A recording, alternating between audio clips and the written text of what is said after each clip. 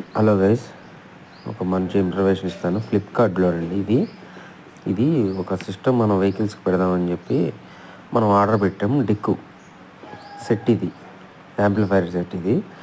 ఈ కనీసం మినిమం ఇది లేకుండా ఫ్లిప్కార్ట్ అంతా మన ఇండియాలో ఫేమస్ అవడానికి కారణం కస్టమర్స్. అయితే ఆ కస్టమర్నే బోల్తా కొట్టించాలని చూస్తున్నారు. ఆల్రెడీ ఎవరో యూజ్ చేశాడు, అది సపోర్ట్ లేక అలా వచ్చింది. ఆ ప్యాకింగ్ చూసారా, ఎవడో యూజ్ చేసిన ప్యాకింగ్. అది కూడా మనకు ఓపెన్ డెలివరీ వచ్చింది.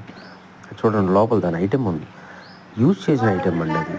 నేను ఓపెన్ చేసి క్లారిటీగా చూసుకుంటే మనిషి కస్టమర్ వెళ్ళిపోగానే, డెలివరీ బాయ్ వెళ్ళిపోగానే మనం చూసుకుంటే అది మొత్తం యూజ్ చేసిన ప్రోడక్ట్.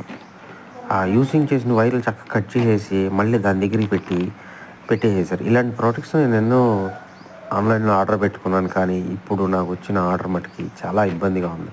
వీళ్ళు రిటర్న్ చేయట్లేదు, రిటర్న్ ప్యాకేజ్ తీసుకోవట్లేదు. దయచేసి ఎవరైనా ఆర్డర్ పెట్టుకున్నది 1-2 సార్లు ఆలోచించండి. అది అమెజాన్లో అయితే కనుక రిటర్న్ మటుకు అవైలబుల్గా ఉంటుంది. ఈ ఫ్లిప్కార్ట్ వాళ్ళు బాగా తెలివి నేర్పారు. క్యాష్ ఆన్ డెలివరీకి కూడా ట్యాక్స్ ఇసి పరిదింటున్నారు. అది ఫేమస్ అయిపోయిన తర్వాత ఇలాగే జరుగుతూ ఉంటాయి. అది ఆ వైర్ పైన చుట్టాడు కదండి, అది ఖచ్చితంగా అది ఫేక్. అది మనోడు ఏం చేశాడంటే వైర్ కట్ చేసేసాడు.